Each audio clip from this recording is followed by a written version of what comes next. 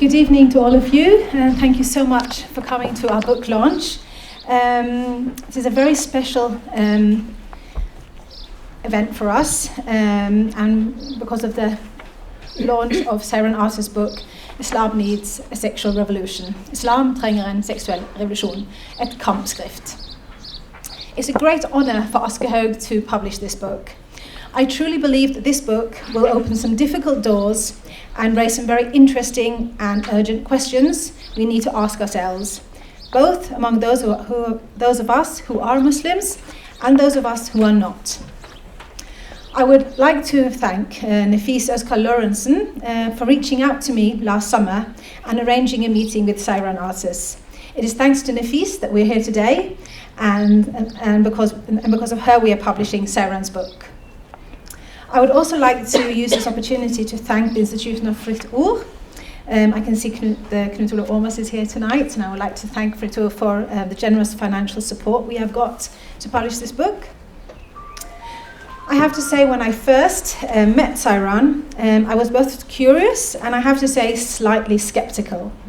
I think Seyran noticed this in me, but we had a very good conversation, and I realized very quickly that she was not the new Ayaan Hirsi Ali, which would have been a problem for me, to be honest. But after talking to Seyran, I realized that this was a woman who was incredibly brave and a well-read person who was willing to sacrifice a great deal in order for the greater good, and only wants to create a better world in a time where so many Muslims are trying to get their head around who they actually are and embrace a religion that so many people seem to see as a problem for Europe.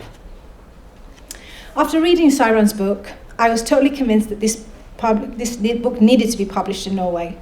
And Seyran herself has had a great wish to publish this book in Norway because she feels that Norway is a good place and has a great public arena for open discussion. We're also thrilled to have worked with the organization Født Fri here tonight.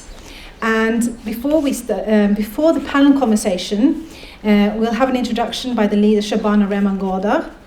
And after that, the beautiful Medasol Fogari will be presenting an extract of a story called Yusuf and Zuleika, the Minister's Wife. I'm truly looking forward to the conversation tonight. I think we've invited a great cross-section of people for the panel. I have a few very banal practical details, of course. If anybody really needs to go to the bathroom, it's out there. You get a stamp and you go to your left. But please avoid it. We will, of course, be selling Seyran's amazing book, which you can find there. And you can only use VIPs tonight, I've been told. And afterwards, Seyran will, of course, be signing books. I hope that this conversation tonight will be an interesting and an enlightening affair. I know a lot of young Muslims maybe would like to be here, but I know the idea of talking about sexuality in the open is still, unfortunately, a taboo among a lot of people who are Muslim. But at the same time, I think during the conversation we'll find out that the things Seyran addresses are very universal problems, and that's why I think this book is incredibly important. So first of all, I'd like to invite Shabana Rehman-Gårder to the stage. Thank you.